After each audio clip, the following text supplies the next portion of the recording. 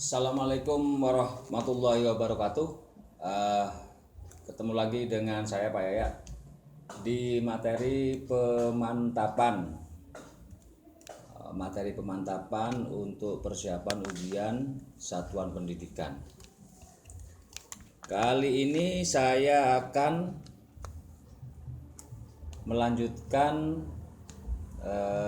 materi-materi yang belum tersampaikan kemarin ya. Kalau kemarin kita sudah bahas sepak bola, bola voli, bola basket, terus bela diri, kebugaran, atletik,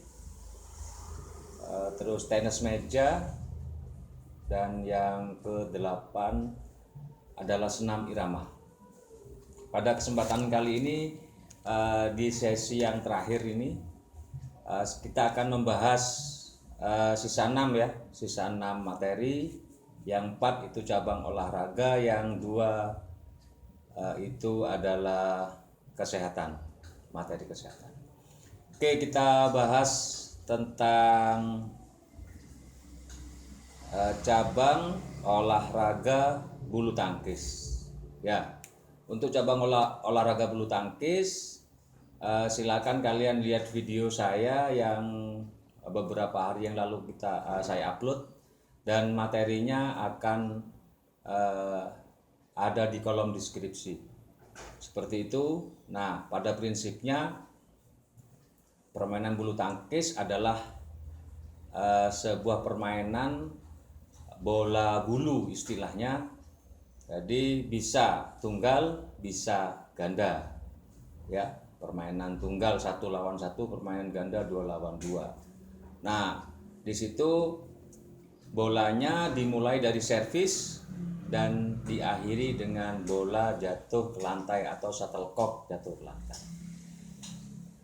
Lebih lengkapnya silakan kalian lihat di video saya sebelumnya, dan kalau Anda butuh latihan soal tentang dan materi-materi secara teks, buku teks ada di kolom deskripsi. Oke, seperti itu untuk materi bulu tangkis. Kemudian untuk materi softball, sama halnya dengan bulu tangkis, video materi sudah saya buat. Di situ bagaimana cara bermainnya, siapa saja yang bermain, timnya berapa orang. Lebih lengkapnya juga bisa dilihat di video saya sebelumnya ya, itu lengkap dengan materinya. Untuk soal-soal tentang materi softball ini juga saya siapkan di kolom deskripsi untuk softball. Oke, selanjutnya adalah kita bahas tentang materi senam lantai. Untuk materi senam lantai ya, yang jelas yang disampaikan itu adalah senam yang menggunakan matras ya. Senam ketangkasan yang menggunakan matras, maka disebut dengan senam lantai. Apa saja gerakan-gerakan senam yang bisa dilatihkan, yang bisa kamu lakukan atau yang bisa dipraktekkan di sekolah. Yang pertama adalah roll depan dan roll belakang. Ya, ini sudah ada 2 gerakan, roll depan dan roll belakang. Terus selanjutnya adalah kayang, selanjutnya adalah posisi lilin, selanjutnya adalah meroda, kemudian lompat harimau, handstand,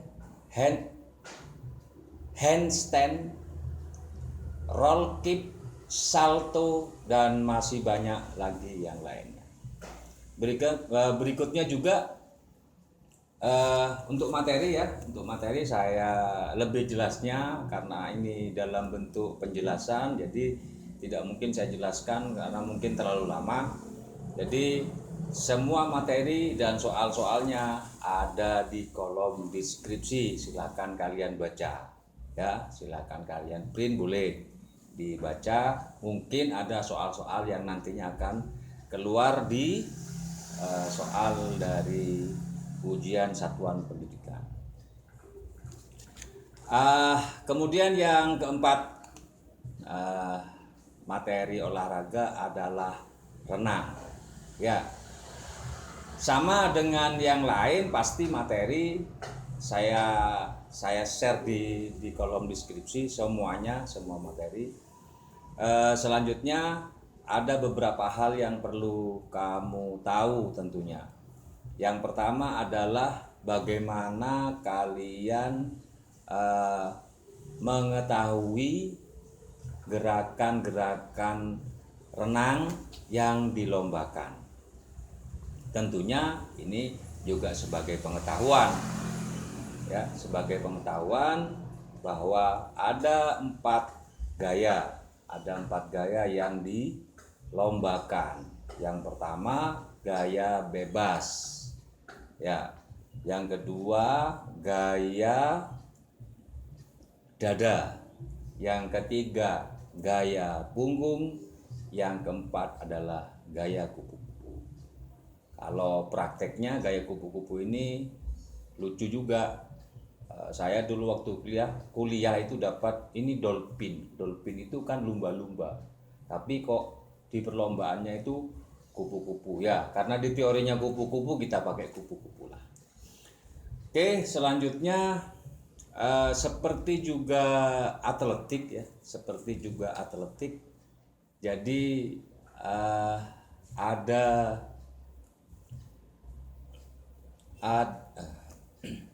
jadi perlombaannya adalah bisa single, sendirian, atau berkelompok. Kalau berkelompok biasanya adalah estafet, ya. Nah, di situ dijelaskan juga ada 100 meter, ada 200 meter, ada 400 meter. Bahkan ada yang maraton juga. Seperti itu. Nah, lebih lengkapnya nanti silakan kalian baca sendiri di kolom deskripsi. Ya, jika ada pertanyaan boleh langsung menghubungi saya atau tulis di kolom komen. Nggak apa-apa, nggak ada masalah. Ya, selanjutnya kita masuk ke materi kesehatan. Materi kesehatan ini ada 2. Yang pertama adalah budaya hidup sehat. Paling tidak nantinya Anda itu bisa membayangkan, bisa mencari referensi apa saja yang menjadi tolak ukur hidup sehat itu. Kami dari guru pendidikan jasmani, budaya hidup sehat itu dilihat dari 2 aspek, ya. Dilihat dari 2 aspek. Dari apa? Dari aktivitas kita. Yang pertama dari aktivitas fisik kita, yang kedua dari aktivitas mengkonsumsi makanan. Jadi aktivitas fisik dan pola makan. Nah, aktivitas fisik ini tentunya bukan hanya sekedar berolahraga, tapi bagaimana perilaku kita dalam menjalankan, mempersiapkan kegiatan-kegiatan berolahraga tentunya. Olahraga itu bisa juga dengan latihan-latihan kebugaran, ya, tidak harus melulu kepada cabang olahraga, karena target kita adalah sehat, ya, berperilaku sehat. Nah, tentunya juga yang perlu kita tidak boleh mengenyampingkan adalah bagaimana pola kita berolahraga, mulai dari pakaian, sepatu, program latihan kita, terus jenis-jenis olahraga yang akan kita gunakan. Yang paling penting adalah selalu menghitung berat ideal, ya. Jadi berat badan kita itu selalu diukur. Nah, tentunya ada standar ukuran berapa usianya, berat badan itu berapa, tinggi badan kita juga berapa. Oke, seperti itu. Jadi kita ambil spesifik saja. Terus yang kedua adalah tentang makanan.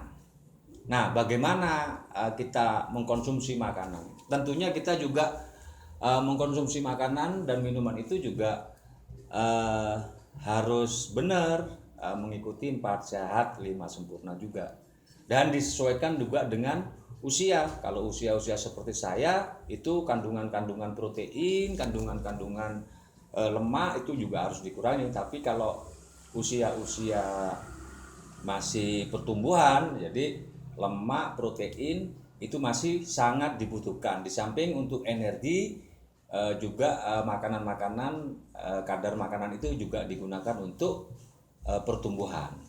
Nah, selanjutnya adalah bagaimana kita mengatur makanan. Ya, di agama kita kan diajarkan makanlah sebelum lapar, makanlah sebelum lapar, berhentilah sebelum kenyang dengan minum yang cukup. Artinya apa? Kalau kita hitung dengan jadwal istirahat kita, kira-kira kita itu 3 kali makan lah. Tapi yang paling penting adalah jangan setelah makan tidur. Nah, ini juga kurang bagus. Ya, kecuali bayi. Kalau bayi memang pola hidupnya seperti itu. Ya, tapi kalau kita jangan sampai setelah makan kita tidur. Itu tolong diingat. Terus yang terakhir adalah terkait dengan makanan ini, seperti yang saya sampaikan barusan, adalah istirahat yang cukup. Berapa jam kita istirahat yang cukup? Ya, kira-kira 8 jam lah sehari. Ya, oke, seperti itu. Dan selanjutnya silakan Anda mencoba latihan soalnya di kolom deskripsi. Oke, yang terakhir adalah bahaya penggunaan narkoba. Ya, ini juga menjadi salah satu materi dari pendidikan jasmani, olahraga dan kesehatan mulai dari tingkat SMP dan SMA. Ya, selanjutnya apa saja yang menjadi peta konsepnya apa saja. Jadi sehingga kita bisa memahami materi-materi itu. Yang pertama adalah kenapa kok nafsa ini perlu disampaikan? Ya karena memang ada perundang-undangan. Ini yang menjadi dasar kita untuk menyampaikan bagaimana narkotika dan zat aditif ini juga harus disampaikan. Di samping itu, di samping peraturan-peraturan itu, kita juga harus dan akan tahu dampak apabila kita menyalahgunakan. Dampak apabila kita menyalahgunakan apa saja. Terus yang ketiga adalah tentunya kalau kita tahu dampaknya, kita juga harus tahu jenis-jenis bahan-bahan nafsa itu sendiri, narkotika dan zat aditif yang tentunya kita berpikir akan merugikan kita. Nah, silakan juga kalian baca, kalian ya sedikit pengetahuan kalau memang untuk pengetahuan, tapi kalau untuk persiapan ujian ya silakan dibaca dan dihafalkan tentunya apa yang menjadi jenis-jenis narkoba dan apa-apa saja yang menjadi dampak jika kita mengkonsumsi narkoba, khususnya yang berlebihan. Oke, itu saja untuk materi pemantapan pada sesi terakhir ini. Semoga ini bisa menjadi bahan untuk persiapan ujian satuan pendidikan, khususnya kelas 12 SMA dan SMK. Ya, kita ketemu di video-video saya berikutnya. Assalamualaikum warahmatullahi wabarakatuh. Semangat!